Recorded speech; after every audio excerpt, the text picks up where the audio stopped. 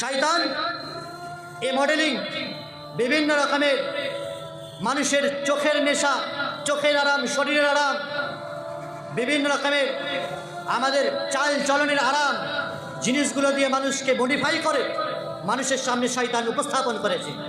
আর মানুষ সেই সৌন্দর্য, চাকচিক্য, ঝকঝকের ভেতরে ইসলাম খুঁজছে, ওগুলো পালন করেও নিজেদেরকে মুসলিম ভাবছে। এটা শয়তানের কর্মকাণ্ড, পাতানো ফাঁদ, যা ইহুদি খ্রিস্টানদের কর্মকাণ্ডের মাধ্যমে তোমার সামনে উপস্থাপন করেছে। শবে বরাতের নামে, মিলাদুন নবীর নামে, আর 31st নাইটের নামে, বড়দিনের নামে, নববর্ষ পালনের নামে, আর তুমি সেগুলিতে আসন গেড়ে শত মানুষ আছে যারা গান বাজনা বাদ্যযন্ত্র ক্রয় করে।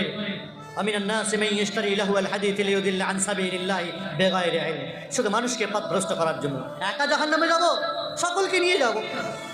একটা নোংরা কাজ, নোংরা বিষয় কেন একা দেখব?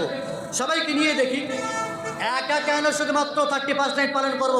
2-4-10 বন্ধুদেরকে নিয়ে যায় সেখানে, শুধু বন্ধু বান্ধবীদেরকেও নিয়ে যায়, ইনভাইট করে, চলো সবাই মিলে আরামাইশ করবো, মজ মস্তি উপভোগ করবো।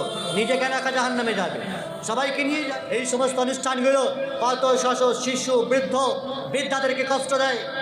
রাত দিন যে সমস্ত ডিজে মানে বাজনা বাজে, বক্স, ডিজে বক্সের যে আওয়াজ, সাধারণ মানুষের কলজে পর্যন্ত কাঁপে।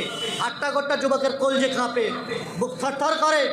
হ্যাঁ, তো সাধারণ শিশু আর অসুস্থ বৃদ্ধাদের কি অবস্থা হতে পারে? আরে কাফের মুশরিকেরা তারা না হয় করছে, একটা ভিন্ন বিষয়।